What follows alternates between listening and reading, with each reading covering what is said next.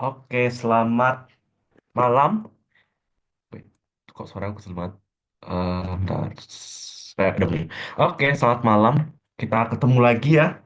Seperti biasa di hari Minggu, malam Senin seperti ini, kita kelas terbuka. Oke. Nah, seperti biasa kalau kalian ada soal atau materi yang ingin direquestkan untuk dibahas bersama, boleh banget. Tapi kalau misalnya pun gak ada, nggak apa-apa juga, karena aku juga udah nyiapin banyak. Jadi aman aja. Oke, gitu ya. Kalau misalkan ada, boleh langsung aja chat di WA atau chat di Zoom. Tapi kalau nggak ada pun juga aman. Oke. Kalau nggak ada, langsung aja kita mulai ya. Nah, oke. Kita langsung mulai aja bahas soal-soal yang udah aku siapin. Oke, sebentar. Wait, ini cara pin. Nah, oke. Ya, oke langsung aja. Pertama, ini soal ini aku ambil dari OS nasional kayaknya. Aku lupa juga. Nah, ini dia. Kita di sini membahas tentang which of the following is an example of moral hazard. Jadi kita bahas tentang moral hazard. Nah, apa itu moral hazard? Jadi basically moral hazard ini berbicara tentang resiko. Risiko. Nah, moral hazard ini sebenarnya adalah salah satu jenis dari market failure ya atau kegagalan pasar. Nah, moral hazard ini adalah kejadian di mana ketika kamu ini berhasil untuk mengalihkan resiko, jadi resiko ini udah ngedang sama kamu, jadi ditendang oleh orang lain, kamu jadi cenderung lebih ceroboh. Nah, ini biasanya ada di pasar kayak asuransi dan semacamnya. Asuransi, lalu investasi. Nah, itu biasanya ada kasus moral hazard. Contohnya adalah seperti ini, yaitu misalkan kamu ada asuransi kesehatan. Lalu karena kamu udah punya asuransi kesehatan, kamu jadinya lebih suka ngerokok, kamu makan makanan yang nggak sehat. Itu contoh dari moral hazard. Karena di situ resikonya sudah dialihkan ke orang lain, jadinya kamu lebih sembarangan aja. Nah, tetapi memang ya itu salah satu jenis dari moral hazard. Tetapi moral hazard itu enggak hanya berkisaran pada asuransi aja. Nah, salah satunya juga ada di ranah investasi. Nah, ini gue bawain dulu. Jadi biasanya ini adalah terjadi ketika ada investasi yang mengalihkan resiko. Contohnya apa? Nah, contohnya adalah ini kasus yang terkenal banget, yaitu krisis moneter, krisis finansial 2008. Jadi ada yang namanya MBS, MBS atau Mortgage Backed Security. Nah, MBS ini sistemnya seperti ini. Jadi bank itu kan punya banyak pinjaman ya. Jadi dia ngasih pinjaman. Nah, dia itu ngasih pinjaman KPR ke orang-orang.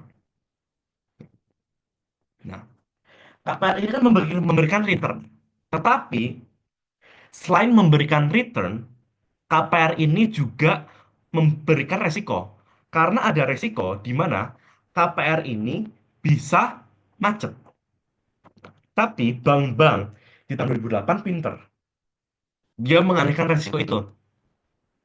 Dia memakaikan KPR. Lalu KPR-KPR ini dijual, KPR tadi dijual ke investor. Sekarang, kan investor udah ngasih uang ke bank ya. Dia beli paket-paket KPR tadi. Returnnya itu bakal buat investor. Tetapi di sini, akhirnya bank ada moral hazard. Karena sekarang kalau ada KPR yang macet, itu resikonya udah enggak lagi ditanggung oleh bank. Karena sekarang yang nanggung resiko KPR itu macet adalah investor yang udah beli MBS tadi. Sehingga terjadi moral hazard. Moral hazard. Bank-bank di sini jadi lebih seenaknya dalam memberikan KPR. KPR itu kan ada ketentuannya ya, kayak kamu harus ada penghasilannya, terus ada credit score, ada kayak BI checking dan semacamnya. Nah, tetapi di sini karena KPR-nya itu jadi nggak berisiko bagi bank, karena risikonya sekarang ditanggung oleh investor, bank itu jadinya lebih sembarangan ngasih KPR. Dan usut punya usut, terjadi krisis finansial 2008. Nah, gitu ya. Jadi selain asuransi juga ada di ranah investasi. Sekarang kita lihat coba di sini. Mana yang termasuk example of moral hazard? A. After ini nama apa juga? Giuseppe, Giuseppe. Aku nggak tahu bacanya, cara baca namanya. Giuseppe buys fire insurance. He begins to smoke cigarettes in bed. Nah, ini dia salah satu contohnya, betul. Jadi jawabannya yang A. Jadi dia udah ada asuransi kebakaran. Jadi dia nggak peduli kebakaran apa enggak rumahnya. Karena kalau kebakaran pun bakal dibayarin sama asuransi. C, B, nggak deh, C. Martin has been feeling poorly lately. So he seeks health insurance. Enggak. Itu itu dia sakit dan dia punya kebutuhan akan asuransi, akhirnya dia beli asuransi. Itu bukan moral hazard. D. Both of Susan's parents lose their teeth to gum disease. So Susan buys dental insurance. Nah, ini enggak. Ini Susan itu kan melihat bahwa dia ada resiko. Karena dia ada resiko, dia beli asuransi. Itu bukan moral hazard, itu wajar aja. Yang jadi moral hazard kalau Susan udah tahu dia ada resiko gum disease, tapi di sini Susan beli dental insurance, setelah itu dia makan manis-manis dan nggak sikat gigi. Nggak sikat gigi, itu baru moral hazard. Oh ya, by the way di sini gum itu artinya gusi ya. Gum itu gusi, yang ini, yang merah-merah di gigi kalian, bukan permen. Oke, gitu ya.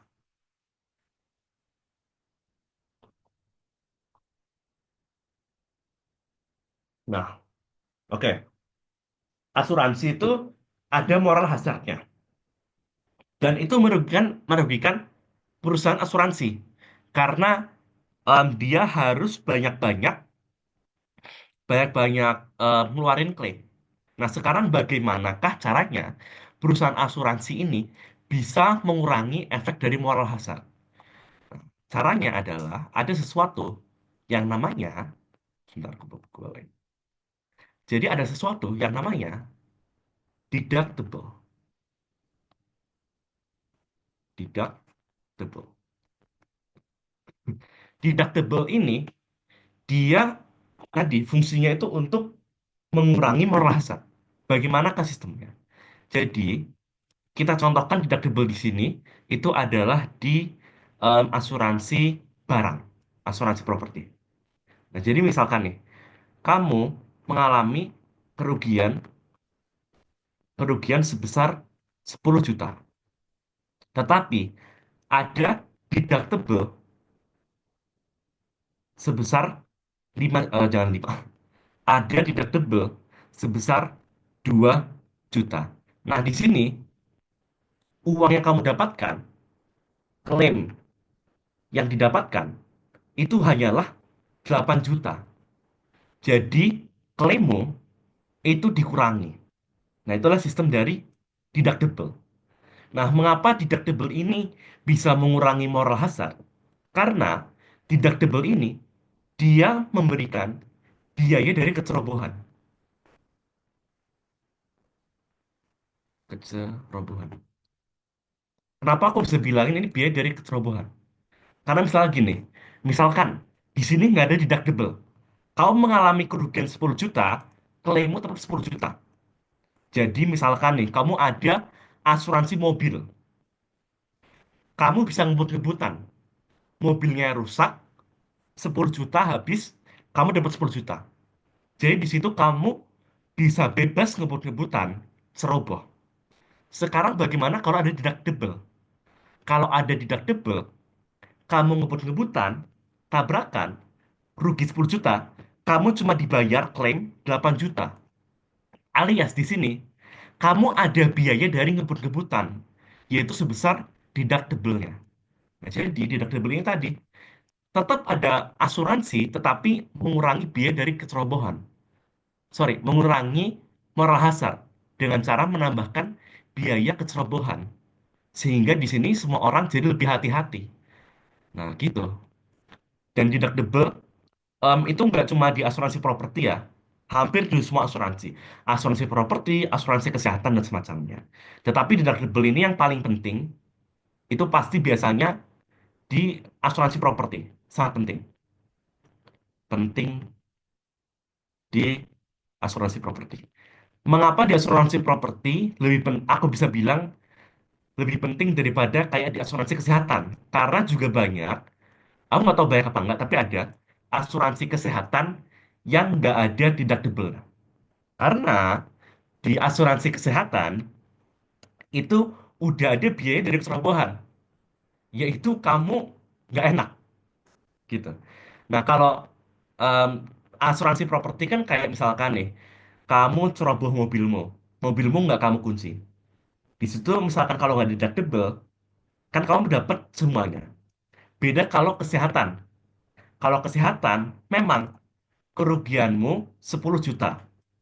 Misalkan nggak ada deductible, klaimmu juga 10 juta. Secara uang, memang kamu diganti rugi semuanya. Tetapi ada biaya dari kecerobohanmu, yaitu rasa tidak nyamannya. Karena sakit, selain kerugian moneter, itu juga ada kerugian fisiknya, mentalnya. Kamu misalkan sering merokok, di situ kamu kena kanker paru-paru, kamu kesakitan kan? Kesakitan, habis itu kamu juga em, ke depannya bakal lebih sering sakit-sakitan dan semacamnya. Gitu. Jadi ini deductible ini sangat pentingnya tuh kayak di asuransi properti. Itu ya, itu untuk mengurangi moral hazard. Nah, itu kan kalau di asuransi. Bagaimana kalau di investasi? Nah, kalau di investasi itu agak lebih ini ya, agak lebih kompleks. Tapi biasanya kita menyerahkan ke pemerintah. Contohnya di kasus ini. Ini kan ada pengalihan itu ya, pengalihan resiko. Nah, cara mengurangi moral hazardnya adalah em, pemerintah ini menetapkan kebijakan di mana bank itu bakal dikasih rapot merah kalau mereka sering banget minjemin uang ke orang yang nggak bisa bayar. Makanya kenapa ada OJK. Nah, makanya bank itu pasti kalau misalkan kalian punya kredit macet, kadang itu bank itu nggak mau nyita, tapi mending mereka ngasih waktu lebih lagi, misalkan sebulan lagi, daripada mereka nyita. Karena kalau mereka nyita, mereka itu selain susah untuk jualnya, mereka juga bakal dikasih rapot merah sama OJK. Nah, maka dari itu, pemerintah ini penting untuk mengurangi moral hazard dari dalam ranah investasi. Nah, selain itu juga ada, kalau dalam konteks kayak saham, berarti di sini untuk mengurangi moral hazard itu adalah harus ada transparansi antara investor dengan em, apa namanya perusahaan. Nah, itu dengan cara membagikan prospektus dan semacamnya. Kayak gitu ya. Jadi di situ investor paham betul dengan resiko yang ada dalam saham gitu. Oke. Nah, tadi kan kerugian dari asuransi jelas ya. Tapi apa kerugian secara keseluruhan akan moral hazard dan kenapa bisa kita bilang sebagai tadi apa? Sebagai kegagalan pasar. Jadi jadi aku eh, salah terus nih kayak kurang ke bawah terus soalnya. Nah, jadi di sini kalau kita andaikan ya pasar yang pasar yang bener tuh kayak gini. Ini kan ada demand ya. Ini ada demand. Nah, lalu di sini ada apa? Ada marginal cost. Ada demand dan marginal cost. Nah, pasar yang optimal, dia akan ada di sini. Di titik perpotongan antara marginal cost dan demand. Marginal cost itu basically supply ya. Nah, dalam perusahaan asuransi, marginal cost itu berbentuk spekulasi. Dia berbentuk spekulasi. Karena di sini kita nggak tahu biaya yang akan kita keluarkan. Berbeda dengan produk. Kalau produk kan kita produksi, kita ngeluarin biaya, kita dapat barangnya berapa, produknya, terus kita jual. Jadi marginal cost atau biaya itu udah tahu berapa jumlahnya. Nah, kalau asuransi, biaya itu berupa spekulasi. Karena kita nggak tahu seberapa sering orang akan kecelakaan, seberapa sering orang akan sakit, seberapa sering orang akan meninggal. Jadi bentuknya spekulasi. Nah, nanti di sini pastinya firma itu akan memperhitungkan MC. Mari kita anggap spekulasinya benar di titik ini. Jadi ini adalah titik yang terjadi. Tetapi ternyata setelah dijual asuransinya. Nah, setelah dijual asuransinya, terjadi moral hazard.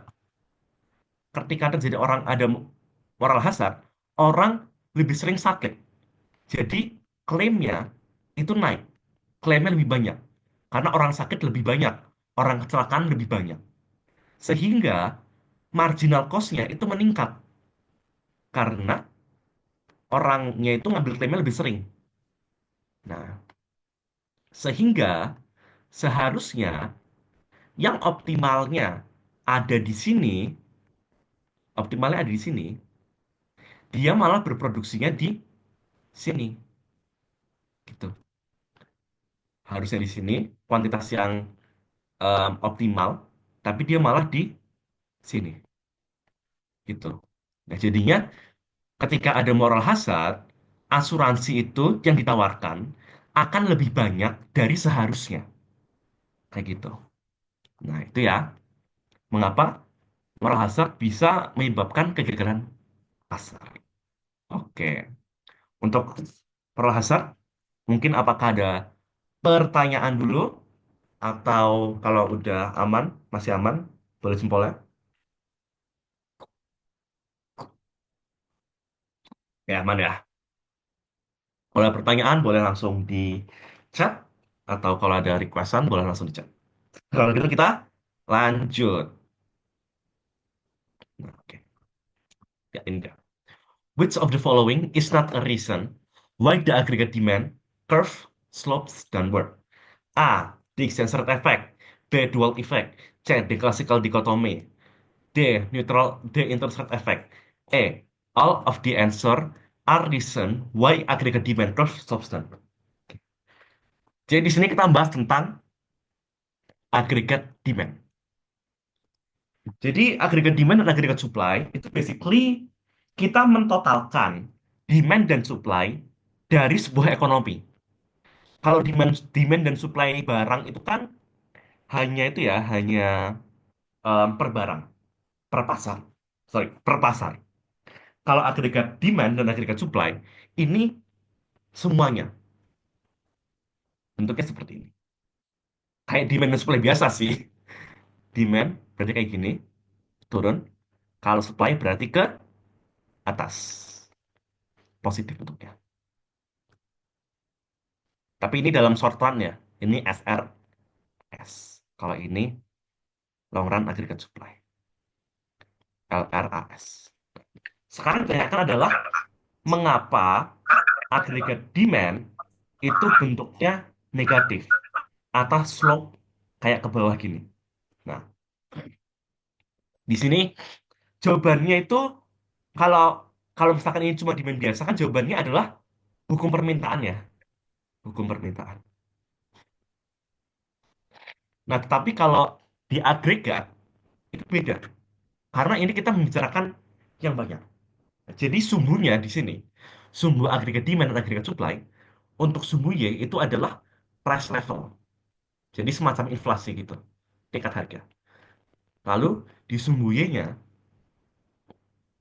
sorry, sumbu X ya, itu adalah GDP atau Y. Sama aja, yield intinya. Nah, jadi ada tiga teori yang menjelaskan, kan aku lupa apa ngasih sarannya salah lagi, harusnya kurang lebih bawah. Jadi ada tiga teori. Jadi ada tiga teori yang menjelaskan mengapa AD ini slope-nya negatif. Yang pertama adalah wealth effect. Wealth effects. Jadi di sini kita misalkan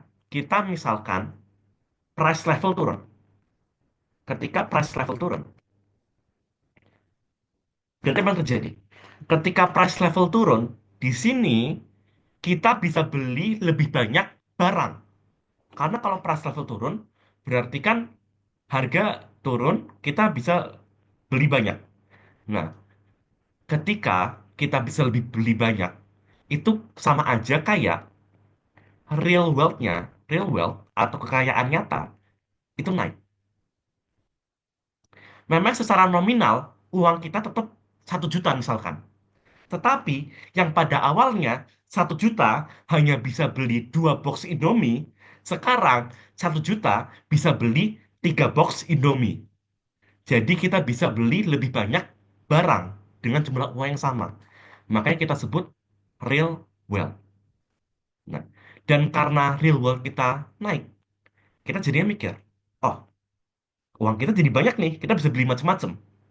Akhirnya dari situ kita akan meningkatkan konsumsi. Konsumsi juga akan naik. Karena kita rasa, wah gila, aku bisa beli lebih banyak Indomie, lebih banyak Aqua dan semacamnya. Akhirnya aku lebih hedon. Nah, dan karena konsumsi naik, maka pada akhirnya GDP juga naik. Karena ingat rumus dari Y, dari GDP. Y sama dengan C plus I plus G plus X min M. Kayak gitu. Itu world effect. Kalau manakah yang world effect? Nah, ini B, world effect. Kasih hijau. Berarti B benar. Karena B benar berarti salah. Karena ini yang ditanya adalah yang salah. Oke, lanjut. Alasan kedua adalah, bentar, aku lupa. World effect. Oh, interest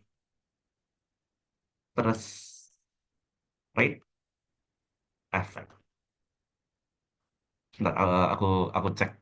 Aku cek lagi cetatanku. Bukan aku salah. Nah, oke. Nah, di sini mari kita andaikan bahwa price level ini dia akan turun. Nah, jadi di sini kita akan melihat efeknya itu bukan lagi ke konsumsi, tapi kita lebih lihat ke pasar akan investasi. Jadi ketika interest rate harga ini turun, maka di sini tabungan akan naik. Price level turun, tabungan naik. Nah, sebenarnya masih ada hubungannya sama wealth. Tadi ya, ketika price level turun, real wealth naik. Dan karena real wealth naik, akhirnya saving juga naik. Mengapa saving bisa naik? Karena eh, saving kan berhubungan positif karena sama real wealth. Karena di sini, misalkan, kebutuhan kalian yang biasanya 1 juta. Dan kalian penghasilannya per bulan 1 juta. Jadi kalian nggak bisa nabung. Kalian nggak bisa nabung. Tetapi sekarang, karena harga-harga itu pada turun, akhirnya kalian bisa nabung. Karena pendapatan kalian memang tetap 1 juta. Tetapi, tetapi sekarang kebutuhan kalian itu turun harganya. Cuma jadi 800.000. Kalian bisa nabung 200.000. Gitu. Nah, dan sekarang karena saving naik di sini, hubungannya adalah investasi akan naik. Investasi akan naik. Dan karena investasi ini juga salah satu aspek dari GDP, maka GDP juga naik. Nah, sekarang pertanyaannya, mengapa investasi itu bisa naik ketika saving naik? Di sini karena adalah sistematika permintaan dan penawaran akan pinjaman. Sekarang gini, investasi, orang untuk investasi, investasi itu kan butuh butuh dana. Dananya dari mana? Nah, mari kita anggap dananya itu dari pinjaman. Siapa yang memberikan pinjaman? Yang memberikan pinjaman itu adalah bank. Dan bank itu dapat dana dari mana? Bank bisa minjemin dari mana? Ya, betul. Dari tabungannya nasabah. Jadi, semakin banyak, semakin banyak saving di situ, bank bisa, bank punya dana pinjaman lebih banyak. Sehingga dia bisa minjem lebih banyak dan suku bunga turun, sehingga investasi itu juga meningkat. Karena bank bisa minjemin lebih banyak. Kayak gitu. Jadi di sini price level turun, saving naik, sehingga investasi juga naik. Kayak gitu. Oke. Lalu, oh ya, kita lihat dulu di sini. Ada nggak interest rate effect? Ya, ada. Yang keempat. Lalu, apa teori ketiganya? Teori ketiga adalah exchange rate effect. Nah, jadi, ketika price level turun, price level turun, di sini, sebenarnya ada dua arah ya. Kita bisa antara lebih ke ekspor import atau lebih ke exchange rate. Nah, penjelasan lebih simpelnya ke import ekspor import. Jadi price level turun, maka barang lokal itu relatif lebih lebih murah bagi orang luar negeri, ya kan? Karena gini di sini, Indomie yang awalnya harganya 10.000 jadi 5.000. Berarti kan bagi orang luar harganya juga turun dong daripada Indominya mereka sendiri. Berarti di sini harga domestik relatif murah dibandingkan luar negeri. Sehingga karena harga domestik itu relatif lebih murah, di sini akhirnya apa? Akhirnya ekspor kita itu meningkat. Ekspor meningkat. Jadinya di sini ketika price level turun, harga domestik relatif lebih murah, orang luar negeri jadi lebih suka beli barang-barang kita. Sehingga ekspor kita meningkat. Dan ekspor itu juga salah satu aspek dari GDP. Jadi ketika price level turun, GDP juga naik. Nah, di situ exchange rate effect. Ada ya, exchange rate effect. Ntar kok nggak bisa. Nah, tuh. Berarti yang salah hanyalah yang C. Gitu. Nah, yang C, the classical dichotomy atau monetary neutrality effects. Jadi di sini, ini lebih membahas tentang real real dan nominal. Jadi di sini dianggap bahwa variabel yang real itu tidak akan terpengaruhi oleh variabel yang nominal. GDP real itu tidak akan dipengaruhi oleh harga, karena harga adalah variabel nominal. Sehingga di sini, itulah alasan mengapa ada LRAS. LRAS di sini bentuknya lurus ke atas. Karena pada jangka panjang, supply LRAS itu GDP real tidak akan terpengaruhi oleh price level. Karena classical dichotomy, variabel yang real tidak akan terpengaruhi variabel yang nominal. GDP real tidak akan terpengaruhi oleh inflasi, karena inflasi adalah variabel yang nominal. Kayak gitu ya. Oke, itu untuk ADAS. Ada pertanyaan dulu mungkin? Atau kalau masih aman, boleh jempolnya.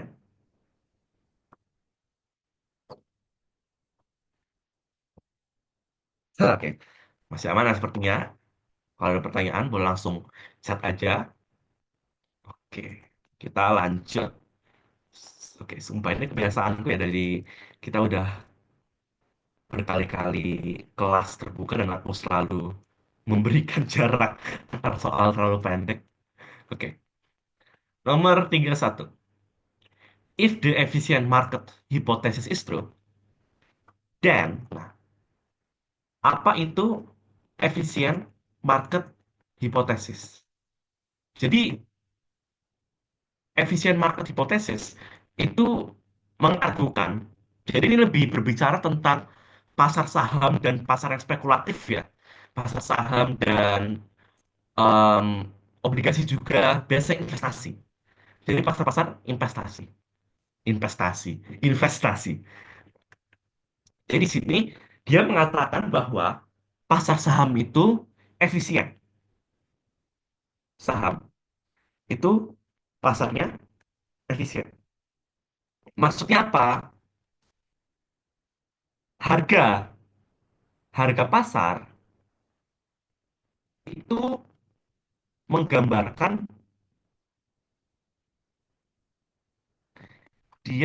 harga pasar itu menggambarkan fundamental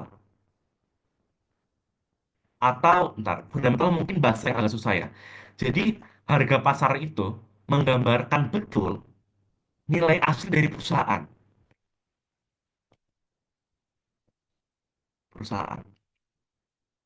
Jadi kalau asumsinya itu kalau BCA harga sahamnya per lembar itu 2.000, itu udah sesuai. Memang nilainya itu segitu per saham. Misalkan di sini, misalkan tadi eh, harus kasih data ini. Nah, di sini misalkan BCA BCA punya 1.000 lembar saham, 1.000 lembar. Nah, satu lembar itu harganya adalah 2K, 2K. Nah, berarti di sini total namanya ini adalah market cap ya. Market cap itu adalah nilai dari semua saham dari satu perusahaan. Jadi satu perusahaan punya berapa lembar itu dikalikan dengan harganya. Nah, satu lembar saham 2.000 dan ada 1.000 lembar saham. Berarti marketnya adalah 2 juta.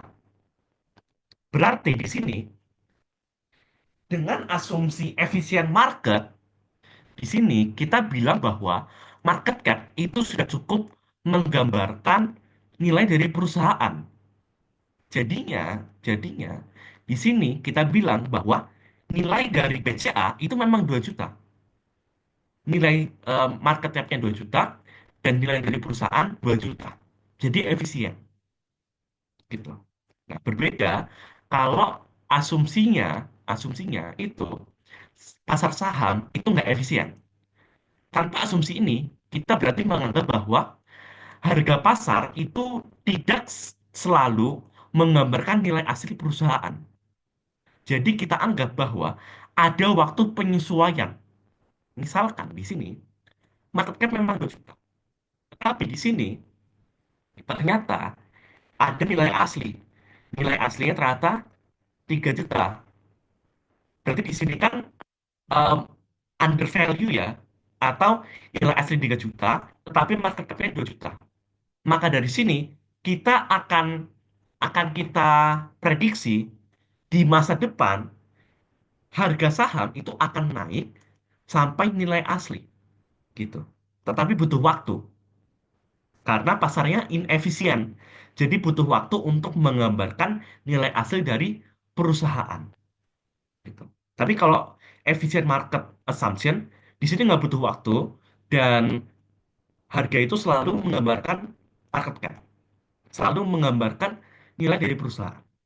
Nah, dan apakah saham ini pas sorry, F market hipotesis, efisien market hipotesis, apakah dia betul? Itu eh, argumentasi masing-masing ya, sesuai dengan argumentasi masing-masing. Nggak bisa aku katakan mana yang betul, opini kalian sendiri. Tetapi ini salah satu asumsi yang sangat berguna untuk mencegah kita terlalu agresif gitu. Jadi kita misalkan kita punya feeling nih kayak, oh, oke, ini kayaknya nanti besok naik 200%.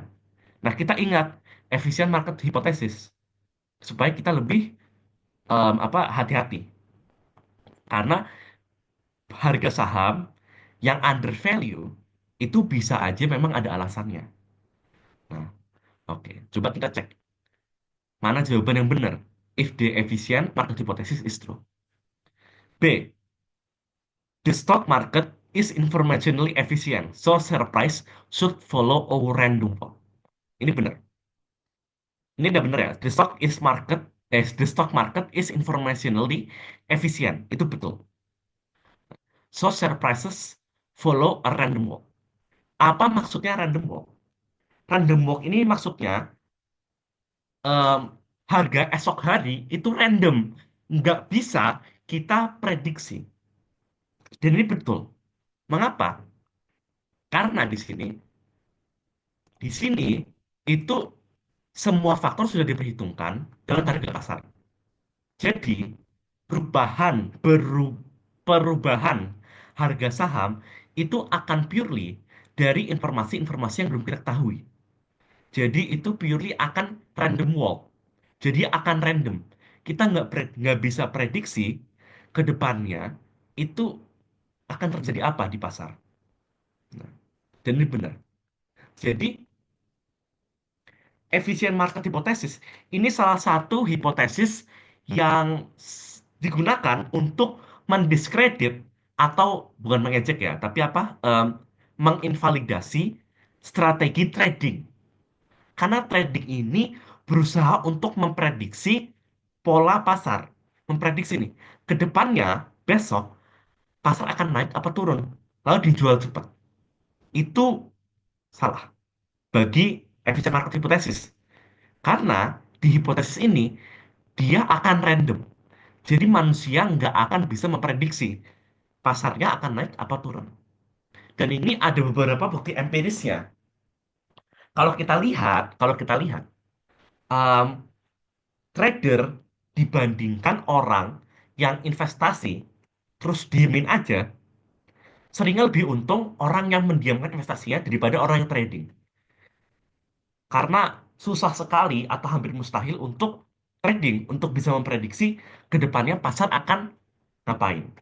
Kalau kalian bisa, oke lah, hebat kalian. Tetapi kayak sebagian besar atau mayoritasnya orang yang trading antara rugi atau returnnya itu lebih dikit daripada orang yang investasi jangka panjang.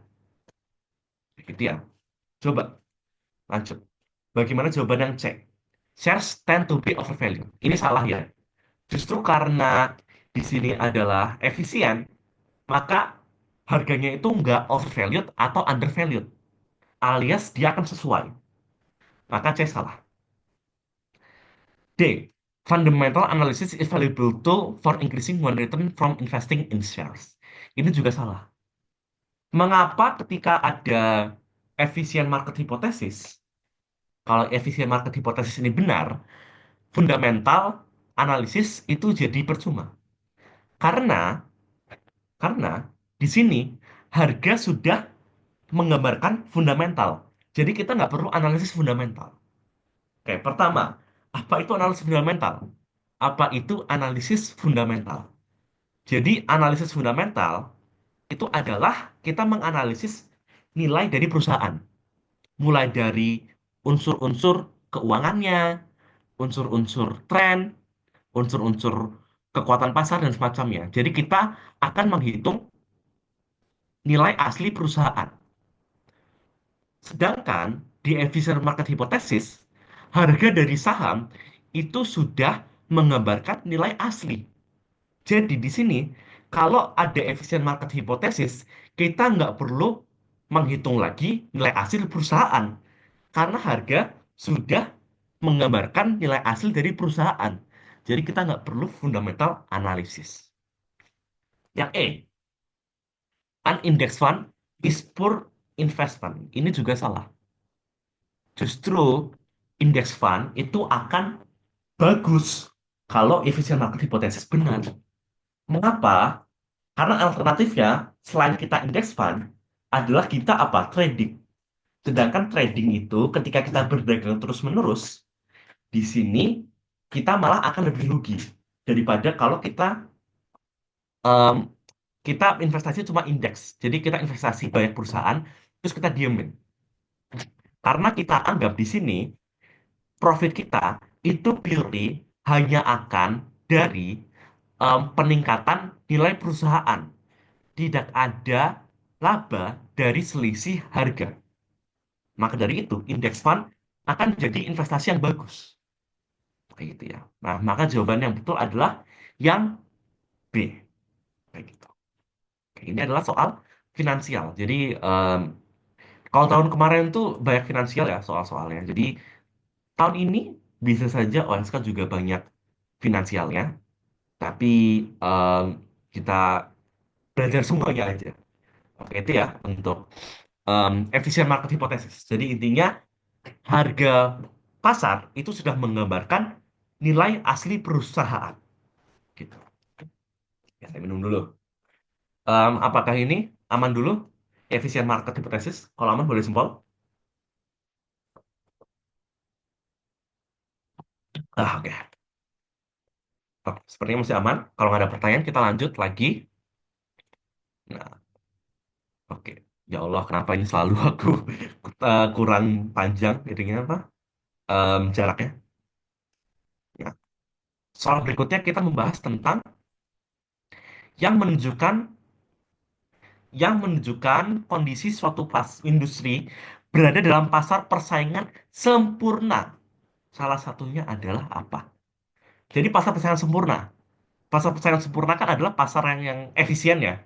Di situ em, ada sangat banyak pedagang dan ada sangat banyak pembeli.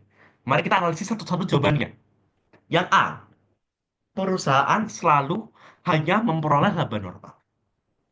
Apakah ini benar? Hampir benar, tetapi masih salah.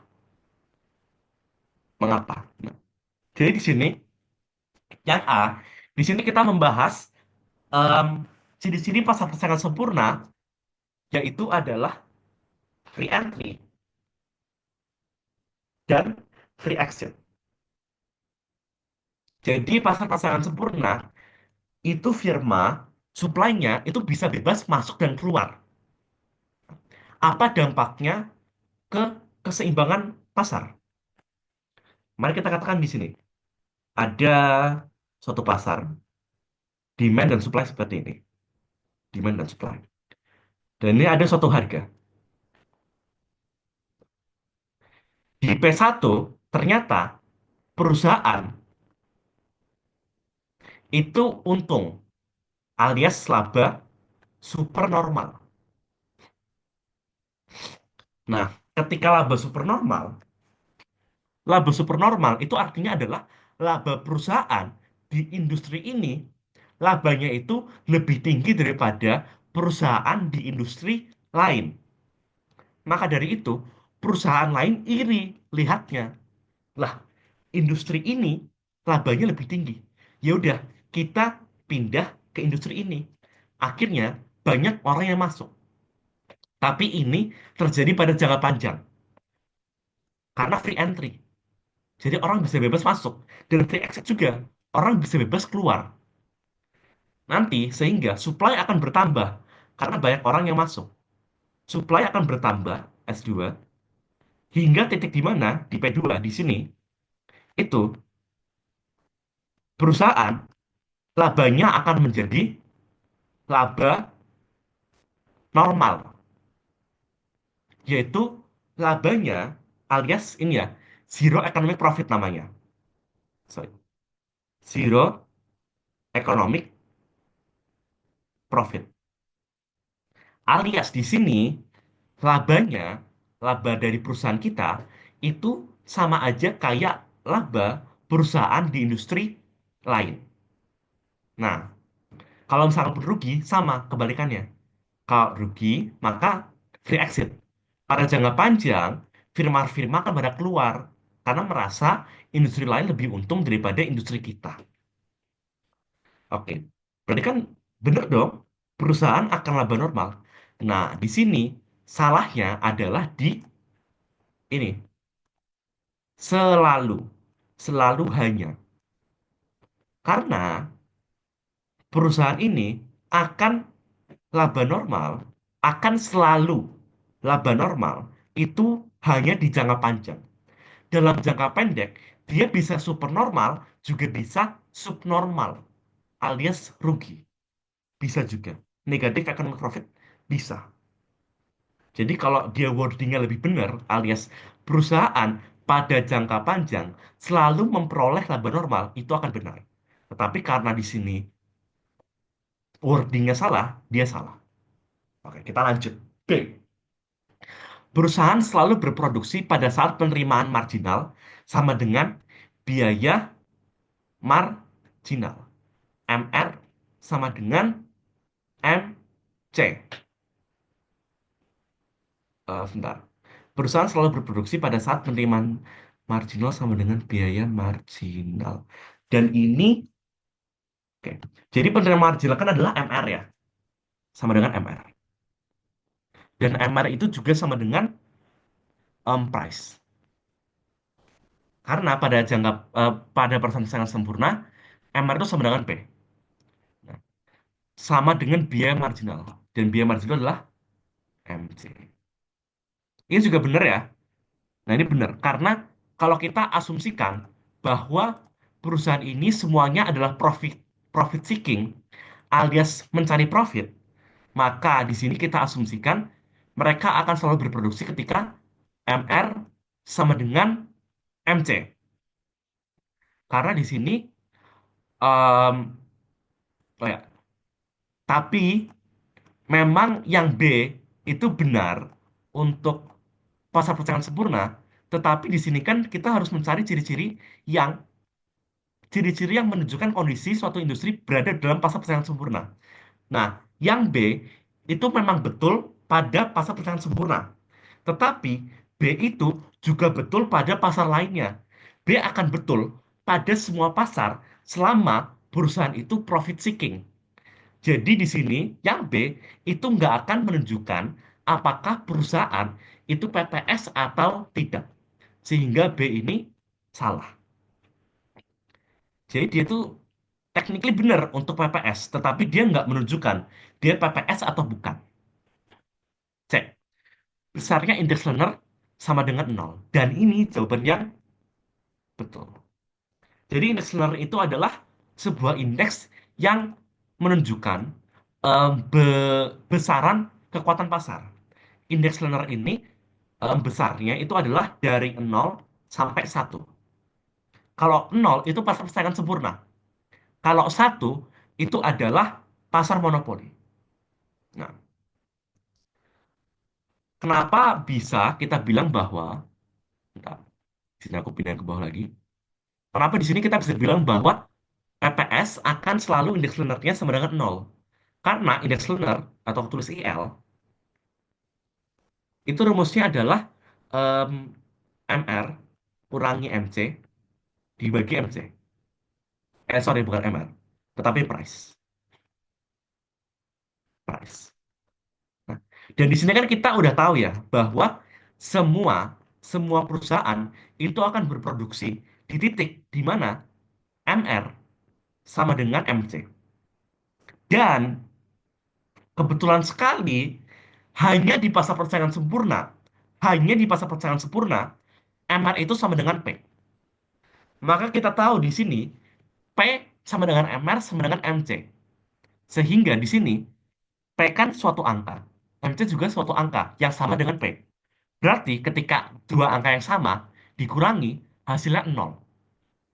Nol dibagi angka berapapun, hasilnya nol.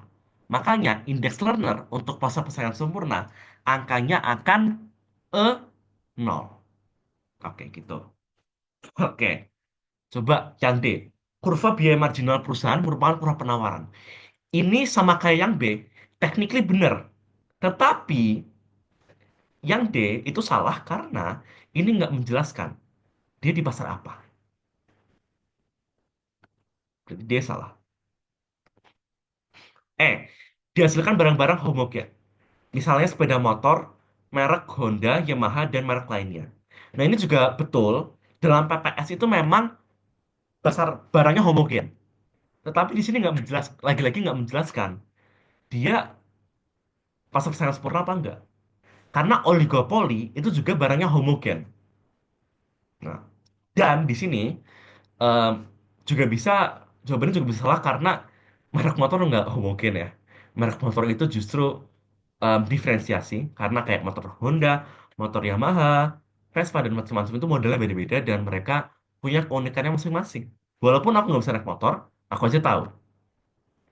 Oke gitu. Jadi jawabannya adalah yang B. Adalah indeks linearnya besarnya adalah 0. Nah, oke. Sebenarnya selain pasar persaingan sempurna, indeks linear itu bisa juga sama dengan 0. Kalau pasar ini firmanya, semua firma itu bukan profit seeking, tetapi dia itu pingin efisiensi pasar. Tapi itu udah masuk ke ranah intervensi, jadi kita anggap nggak ada. Jadi jawabannya adalah yang C. Besar indeks linear sama dengan E 0. Oke, itu ya untuk pasar persaingan sempurna. Ada pertanyaan dulu mungkin, kalau ada boleh jempol. Sorry kalau nggak ada. Kalau ada. Oke, ini masih nggak ada. Kalau kita lanjut, kita lanjut, lanjut, lanjut. Oke, not to self, not to self. Lain kali kalau ngasih jarak itu dijauhin ya, Mas. Kok ya Allah aku salah lagi ini ya. Nah, oke. When a competitive firm triples the amount of output it sells. Ini kita juga bahas tentang PPS. Jadi bahasa Inggrisnya pasar persaingan sempurna itu adalah competitive firm, pasar persaingan.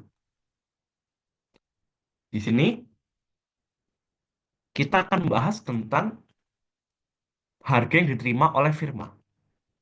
Jadi memang permintaan itu bentuknya kan negatif ya. Semakin banyak kuantitas, maka semakin murah harganya. Tetapi, di sini, em, dalam pasar persaingan sempurna, karena supply sangat banyak dan demand sangat banyak, kita asumsikan bahwa firma itu, firma individual itu akan menghadapi demand-nya itu lurus. Demand. Dan ini tuh demand itu akan sama dengan ini. Demand sama dengan P, sama dengan demi pajak. AR sama dengan MR. Atau cara menghafalnya, jembatan keledainya adalah demi pacar aku rela minum racun. DPARMR. Karena di sini em, harganya konstan. Berarti ketika triples the amount of outputs, harganya akan konstan. Outputnya berubah berapapun, pengen sama. Mari kita coba lihat di pilihannya. A. Its marginal revenue triples. Ini salah. Karena lihat, MR-nya konstan. MR-nya sama aja kayak demand, dia lurus. Konstan. Q-nya berapapun, dia konstan. Jadi A, salah. Salah sekali kalau. B. Its average revenue triples. Juga salah. Average revenue konstan. Nah, B. Dan B, betul. Its total revenue triples. Jawabannya adalah yang B. Sorry, yang C. Oke, C betul. Kalau yang D itu belum pasti. D belum pasti dan E juga belum pasti. Kita nggak tahu. Kita nggak tahu betul atau salah. Nah, mengapa di sini kita katakan it's total revenue triples? Karena ketika Q dikali 3 dan harga konstan, nah, di sini kan total revenue itu kan P dikali Q. Ketika Q dikali 3 berarti dan harga konstan, maka total revenue yang baru itu adalah 3 kalinya total revenue yang lama. Lalu mengapa yang C ini, jawaban yang C ini unik hanya untuk competitive firm? Karena di sini competitive firm itu adalah satu-satunya jenis firma yang harganya konstan. Kalau kita ke pasar yang lain, demand itu bentuknya kan seperti ini. Nah, turun. Jadi, ketika kuantitasnya bertambah, harganya akan turun. Jadi, di sini total revenue kan sama dengan P dikali Q. Sorry. Kenapa tiba-tiba ke minimize? Nah, P dikalikan Q. Ketika Q-nya dikali 3, P-nya itu turun. Sehingga total revenue itu akan naiknya kurang dari 3 kali lipat. Kayak gitu. Maka yang C ini hanya unik untuk competitive firm. Itu ya. Oke. Ada pertanyaan dulu mungkin? Aku sambil minum.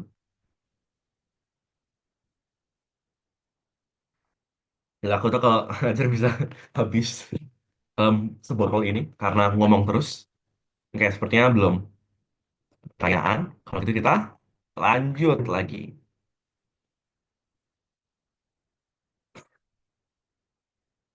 Oke, ya kita lanjut. Jika pemerintah menerapkan kebijakan subsidi per unit per produksi kepada produsen, maka A. Harga menjadi lebih rendah karena produsen semakin bermurah hati. B. Harga tidak berubah sehingga produsen akan mendapat keuntungan sebesar-besarnya. C. Harga menjadi lebih rendah sehingga pembeli memperoleh manfaat ekonominya. D. Produsen akan mengurangi produksinya karena harga semakin rendah. E. Keadaan tetap sama karena subsidi yang dikeluarkan oleh pemerintah akan ditutup oleh pajak dari masyarakat. Mari kita lihat. A. Harga menjadi lebih rendah karena produsen bermurah hati. Ini adalah salah. Memang, technically, harga menjadi lebih rendah. Yang bikin salah di sini adalah produsen semakin bermurah hati. Itu salah. Kenapa? Karena di sini eh, disebabkannya bukan karena bermurah hati ya, tapi karena memang produsen karena memang produsen di situ bukan, karena di situ ada buffer. Jadi dikasih murah sama em, pemerintah. Misalkan produsen jual harga 5K. Di sini ada subsidi 2K. Maka harganya jadinya 3K. Karena 2.000-nya itu akan dibayarin oleh pemerintah.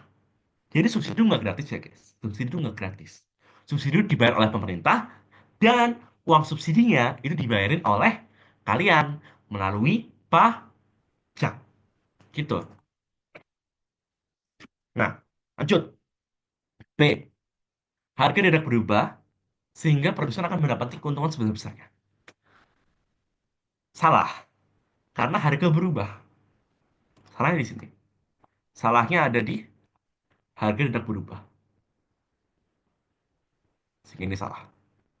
Justru harga turun. C.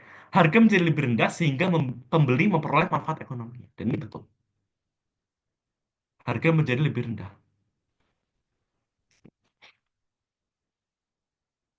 Nah, lanjut. Yang D.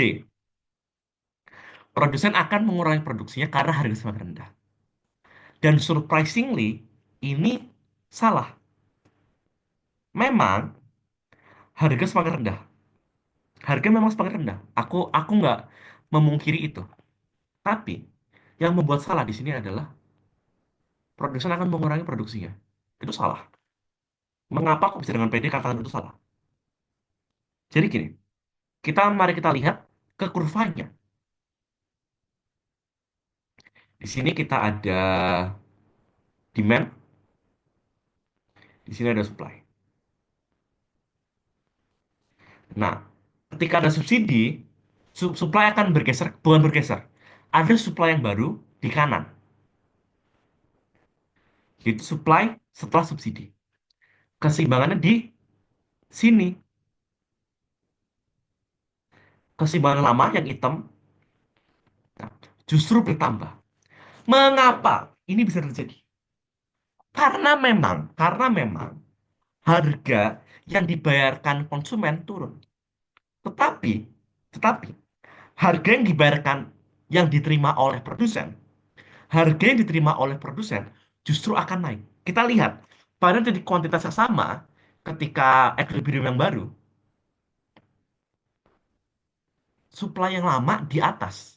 Jadi, harga yang diterima oleh produsen justru naik karena ada selisih yang dibayarkan oleh subsidi. Jadi memang harga semakin rendah, tetapi produsen tidak akan mengurangi produksinya karena produsen akan mendapatkan tambahan harga. Harga yang diterima malah bertambah. Keadaan tetap sama karena subsidi yang dikeluarkan oleh pemerintah akan ditutup oleh pajak dari masyarakat. Ini salah ya? Ini salah. Karena eh, ini dengan asumsi mikro ya. Ketika ada ketika ada pajak, terus ada subsidi dengan jumlah yang sama, tetapi di pasar yang beda, itu malah DWL-nya, dead weight loss-nya, atau kerugiannya, itu akan double-double. Tapi lagi-lagi itu dengan asumsi mikro. Karena kalau kita lihat dua pasar, kita akan menggunakan asumsi makro, dan di situ justru akan sejahtera bisa dikatakan, tapi itu untuk lain hari. Kayak gitu ya. Jadi jawabannya yang C. Itu untuk subsidi. Masih aman? Kalau aman boleh jempolnya. Oke. Kalau aman kita lanjut ya.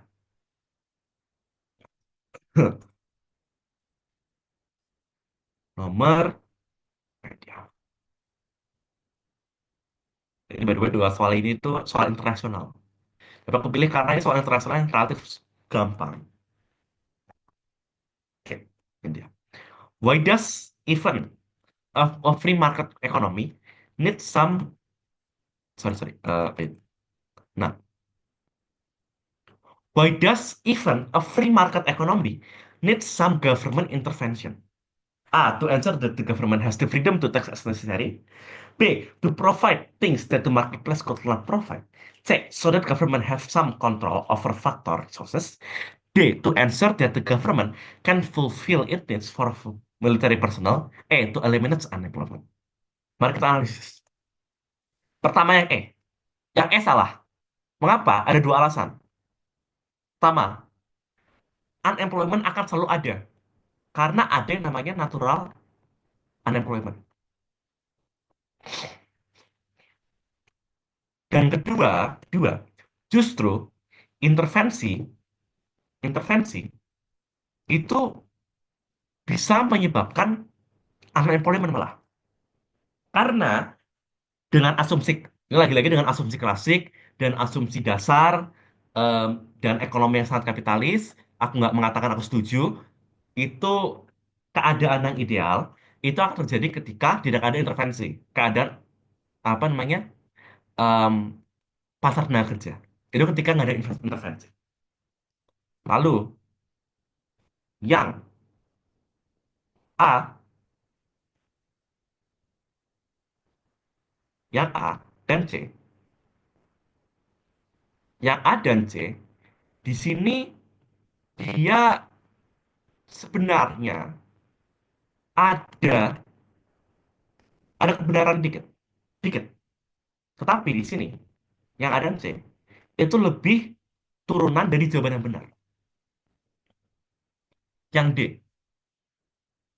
to ensure that the government, sorry, sama ini ya. Kalau yang A dan C ini kan karena government itu pingin mengalokasikan mengalokasikan em, sumber daya. Sedangkan kalau misalkan nggak ada suatu alasan, alokasi sumber daya yang dilakukan oleh pemerintah ini justru malah inefisien. Yang D. Nah, yang D ini mulai mendekati. To answer that the government can fulfill its needs for military personnel. Mulai mendekati, tapi masih salah. Kata kuncinya di sini.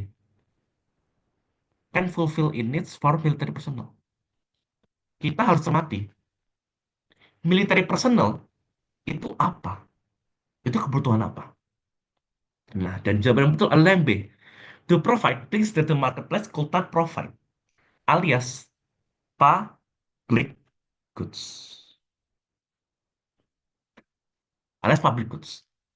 Jadi, public goods di sini adalah ini ya, barang yang nggak bisa ditawarkan oleh oleh pasar. Karena di sini dalam tanda kutip nggak ada nilai ekonominya. Nggak ada nilai ekonominya, maksudnya itu adalah dia ada manfaatnya, tetapi di sini nggak bisa seseorang itu mendapatkan profit dari menyediakan jasa itu. Contohnya adalah military personnel. Nah, public goods ini memiliki dua ciri, yaitu dia adalah non-rivalry dan non-excludable. Non-rivalry di sini adalah ketika seseorang make itu nggak mengurangi kemampuan orang lain untuk make barang yang sama. Contohnya apa? Contohnya jalan raya. Aku pakai jalan raya. Bukan berarti kamu nggak bisa pakai jalan raya yang sama. Barang yang rivalry apa? HP. Aku lagi main HP nih. Kan nggak bisa nih tiba-tiba kamu ambil HP ku. Nggak bisa dong. Kan aku lagi pakai. Jadi kita makanya harus sebarengan. Atau contohnya lagi makanan. Aku makan nasi goreng. Kamu nggak bisa makan nasi goreng yang sama. Karena udah aku makan. Kamu bisa beli nasi goreng piring yang beda. Non-excludable. Nah, kalau non-excludable itu adalah aku mencegah orang lain. Sorry, kalau non-excludable itu aku nggak bisa mencegah orang lain pakai barang yang sama. Contohnya jalan raya tadi. Aku nggak bisa cegah kamu pakai jalan raya yang sama. Jadi dia non-excludable. Kalau excludable, itu contohnya adalah WiFi. WiFi itu barang non-rivalry. Karena ketika aku pakai, kamu juga bisa pakai. Tetapi, dia adalah barang excludable. Karena karena aku bisa pasang password. Jadi aku bisa mencegah kamu menggunakan barang yang sama. Nah, tetapi public goods itu non-rivalry dan non-excludable. Jadi, di sini nggak ada manfaat ekonominya. Nggak ada manfaat ekonominya. Tetapi, orang yang menyediakan public goods itu nggak bisa dapat profit. Sekarang bayangin, ada perusahaan yang bikin jalan raya. Perusahaan itu bingung gimana cara dapat profitnya. Lalu ini, military personnel. Ada perusahaan yang bikin militer untuk melindungi Indonesia. Kan kan perusahaan itu nggak bisa maksain semua warga Indonesia untuk bayar ke dia. Yang bisa maksa siapa? Pemerintah. Maka dari itu pemerintah itu penting untuk to provide things that the marketplace could not provide. Nah, karena fungsi B itu dia harus ada A dan C. Karena ketika dia harus menyediakan sesuatu yang nggak bisa disediakan oleh pasar, dia harus apa? Dia harus bisa punya pajak. Dan dia harus bisa punya sumber daya untuk menyediakan public goods tadi. Gitu. Jadi ya, untuk public goods. Oke, kita lanjut. Kalau nggak ada pertanyaan, dua soal lagi nih. Nah dia, mulai masuk soal-soal one hots. Insya Allah kita punya waktu. Oke. Yang ini dulu. Macroeconomic data. Yang dua, monopoli index. Oke. Consider an economy that products, sorry, considers consider an economy that produces only three types of goods and service: cars, bottles of wine, and haircuts. In the table below, you can find the price in dollars and production in units. Data for 2021 and 2022. Using nominal and real GDP calculation, choose the correct statement about the economy in 2022. compared to its states in 2021. Ini sebenarnya gampang. Jadi di sini yang kita perlu cari sebenarnya hanyalah kayak real GDP, GDP, nominal GDP, tingkat inflasi, dan kayak gitu doang. Jadi ini aku agak shock ya ketika aku baca. Ini dari, kalau kalian mau lihat aja, ini AIO 2023. Jadi ini lumayan gampang lah. Oke, mari kita hitung. Aku belum ngerjain by the way, jadi aku bisa aja aku tiba-tiba bilang gampang, ternyata susah. Nah oke, mari kita lihat. A, real GDP grew less than 10%. Berarti di sini kita harus cari real GDP 2021 dan 2022. Berarti untuk mencari real GDP, ya real GDP, kita akan mengkalikan kuantitas tahun yang ditanyakan dikali dengan harga base year atau tahun dasar. Dan di sini tahun dasarnya adalah 2021. Tahun yang ditanyakan 2022. Mari kita lihat. Keluarkan kalkulator kalian. Berarti kalkulator. Nah, 2022 berarti di sini untuk mobil kita kalikan 120 dikali harga tahun 2021 5.000. Terus 450 dikalikan 10, 450 kalikan 15. Lalu ditambahkan semua. Mari kita cek. 120 dikalikan 5.000 ditambah 450 dikali 10 ditambah 450 dikali 15. Sorry, dikali 15. Dan ketemu hasilnya adalah, jadi real GDP 2022 itu sama dengan 601.250. Coba sekarang kita cari real GDP tahun 2021. Berarti QN-nya 2021, P-nya base year. Berarti real GDP maupun nominal GDP untuk 2021 itu sama aja. 5.000 dikalikan 100 ditambah 10 kalikan 500 ditambah 15 kali 400. Dan hasilnya adalah GDP mau nominal ataupun real sama ya 2021. Untuk 2021 itu sama dengan 511.000. Nah, kita lihat pertumbuhannya apakah kurang dari 10%. Nah, bagaimana caranya kita bisa menghitung pertumbuhan? Berarti kita GDP, kok GPD, GDP N dikurangi GDP tahun lalu, GDP N-1, dibagi GDP N-1 dikalikan 100. Dan di sini kita akan ketemu growth-nya. Mari kita hitung bersama-sama. Berarti di sini 611.250 250 dikurangi 511.000 dibagi 511.000 dikalikan 100. Keluarkan kalkulator kalian.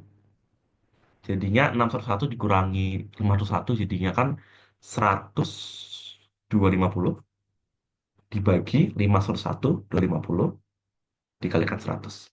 Dan hasil adalah 19,6%. Jadi yang A salah karena di sini real GDP-nya growth-nya more than 20 more than 10%, yaitu 19%. Coba kita lihat B. The country experience deflation. Nah, untuk menjawab yang B, mari kita lihat yang C dulu, yaitu nominal GDP more than double. Berarti di sini kita harus melihat nominal GDP dari em, tahun 2022. Berarti nominal GDP 2022 sama dengan kita kalikan Q2, sorry, Q22 dengan P22. Jadi 120 dengan 5.200. Bukan lagi dengan 5.000, tapi dengan 5.200. 120 dikalikan 5.200 ditambah 450 dikalikan 9 tambah 450 dikalikan 15. Hmm. Hmm. Jadinya 6 tiga 4, 800. Dan kita lihat 6 3 4 800.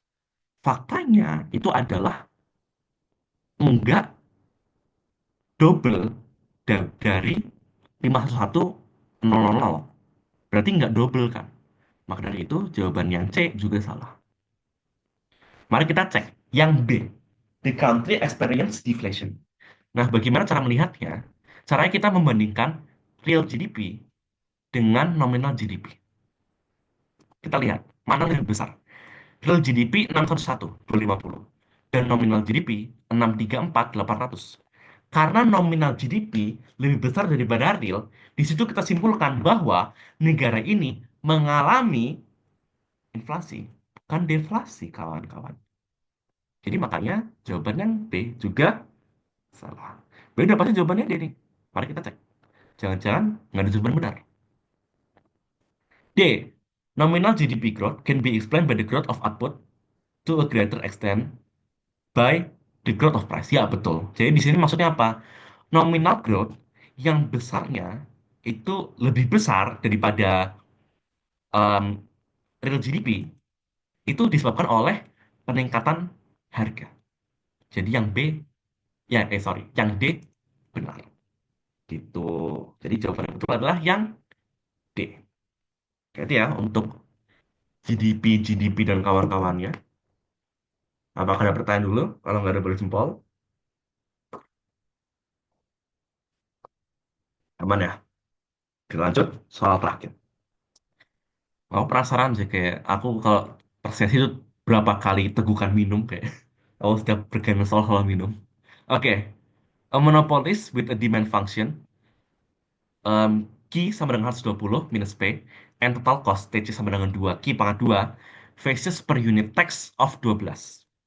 By how much the consumer price will increase. Jadi di sini kita ada monopoli dan ada pajak. Dan di sini ditanyain consumer price will increase berapa besarnya. Berarti di sini kita harus tahu harga sebelum pajak, sebelum tax, dan harga setelah pajak. Pertama kita cari dulu P sebelum tax. Ini gampang. Tinggal kita MC sama dengan MR untuk mencari kuantitinya. MC sama dengan MR berarti ketika apa? Ya, ketika MC sama dengan MR. Nah, berarti pertama kita harus cari dulu MC dan MR-nya. Pertama, kita cari MC-nya. MC adalah turunan dari total cost. Berarti tinggal 2Q pangkat 2 kita turunkan. Jadinya 4Q. MC sama dengan 4Q. Sekarang MR. Di sini kan kita baru tahu ada demand function-nya. Padahal, padahal, di sini untuk mencari apa namanya, untuk mencari profit maksimum, kita harus tahu total revenue lalu marginal revenue.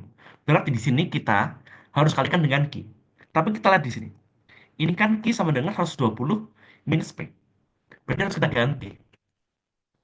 Q sama dengan 120 minus P.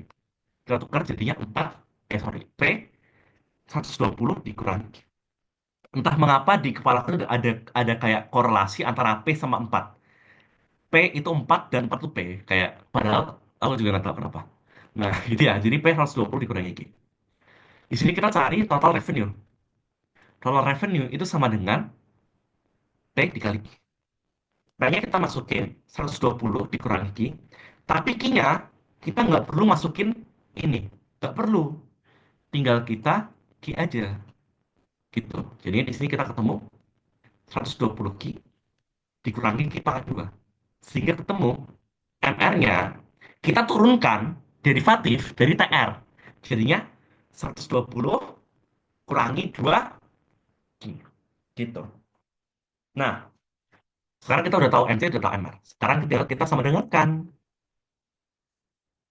MC sama dengan MR. 4 Q sama dengan 120 minus 2.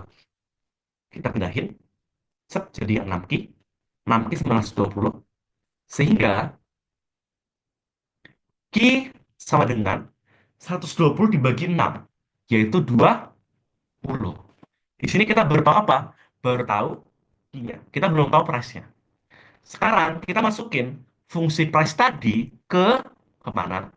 Ke fungsi quantity. Sorry, fungsi demand.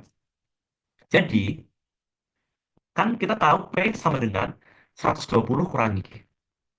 Kita masukin Q-nya 20, jadinya P sama dengan 120 kurangi 20. Itu sama dengan 100. Jadi kita tahu P sebelum pajak itu sama dengan 100. Ya, itu basic ekonomi. Bukan basic ekonomi, tapi basic um, mencari profit maksimum. MCM sama dengan MR. Nah, sekarang pajak. Mungkin kalau di sebelum-sebelumnya, kalau kalian pakai ini ya, pakai permintaan dan penawaran biasa, untuk mencari harga setelah pajak, itu tinggal supply aksen, supply setelah pajak. Lalu kita sama dengarkan dengan demand. Tapi karena ini dia adalah monopoli, tidak semudah itu. Sebenarnya nggak beda jauh ya, tapi nggak semudah itu juga. Nah, jadi di sini kita akan mencari fungsi total cost setelah pajak. Kita mencari P setelah pajak ya. P setelah pajak. Nah, di sini P setelah pajak. Di sini kita udah tahu bahwa em, tadi total cost itu sama dengan berapa tadi ya? Oh, 2 gimana 2. Nah, bagaimana jika ada pajak sekarang? Total cost aksen. Nah, total cost aksen. Berarti di sini kan cost biasa ditambahkan besaran pajak. Besaran total pajak.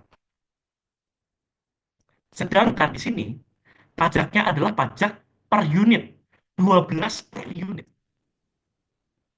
Berarti di sini pajak kita itu adalah, ini bukan di TC aksen, sorry, adalah 12 dikalikan Q. Karena setiap kita menambah produksi, kita ditagih pajak sebesar 12 per produknya. Jadi di sini besarnya adalah ini, MC-nya kita turunkan jadinya 4Q ditambah 12. Nah, dan ini juga jadi salah satu penjelasan alasan mengapa ketika kita berbicara pajak, mengapa lump sum tax alias pajak konstan itu nggak mempengaruhi supply. Karena ketika besaran total itu tetap alias bukan fungsi dari Q, misalkan 12 doang, ketika kita turunkan, ini akan hilang. Tetapi kalau dia adalah pajak non konstan alias pajak per unit, ada Q-nya di sini, ketika kita turunkan, itu nggak hilang. Gitu. Ya, kita ketemu MC baru. Nah, terus MR-nya tetap sama ya. MR tetap sama. Ini. Terus kita sama dengan kan. MC sama dengan MR. MC sama dengan MR. Berarti 4Q plus 12 akan sama dengan 120 minus 2. Kita hitung. Pindahin 6Q. Pindahin jadi 120 kurangi 12. 120. Nggak usah. 120 minus 12. Ini berkalian yang malas tambah-tambahan ya. Ini tinggal Q sama dengan 120 dibagi 6 dikurangi 12 bagi 6 sama dengan Q sama dengan 20 kurangi 2 jadi sama dengan 18. Jadi ini ya, ini seperti aku kayak gini. Daripada yang gampang, mending susah. Oke, oke, tapi serius ya. Kalau cara benernya, cara lebih gampangnya adalah 120 dikurangi 12 hasilnya adalah 108. Iya, dan itu 6Q. 6Q sama dengan 108. Nah, berarti Q sama dengan 108 bagi 6, ya 18 lah. Ya, 18 intinya gitu. Jadi di sini kita udah tahu. Q sama dengan 18. Oke, ini aku jadi ragu. Aku jadi ragu. Bentar, aku buka kalkulator. 108 dibagi 18. Wait, 108 dibagi 18. Ya, betul. 6. Oke. Nah, kita udah tahu key-nya. Sekarang, lagi-lagi kita masukin ke fungsi demand. Tadi kan price sama dengan 120 dikurangi key. Berarti, di sini, tinggal price sama dengan 120 dikurangi 18. Sama dengan 102. Nah, berarti, harga setelah pajak 102, harga sebelum pajak 100. Berarti penambahannya adalah 2. Kok nggak ada? Kok nggak ada jawabannya $2? $2 itu sama dengan 2% dari 100. Jadi jawabannya adalah handshake. Itu dia. Sip. Oke, inilah soalan terakhir dari sesi kita. Apakah ada yang ditanyakan untuk ini? Atau aman? Kalau ada boleh jempolnya. Selain ngitung minum, mungkin kita harus juga ngitung berapa kali aku minta jempol. Oke. Nah, oke itu ya. Kalau udah nggak ada pertanyaan lagi, aku ucapin terima kasih yang udah join hari ini. Mohon maaf kalau ada salah kata dan perbuatan. Eh, Mohon maaf lahir dan batin. Kalau udah nggak ada pertanyaan lagi, aku ucapin terima kasih dan kita jumpa lagi untuk yang ikut suhu ekonomi berarti besok Selasa ada kelas dan untuk yang mau ikut kelas terbuka lagi kita di Jumat lagi di seperti biasa di jam 7. Oke, sekian aku ucapin sekali lagi terima kasih. Selamat beristirahat. Selamat hari Senin besok. Stop recording, Pak.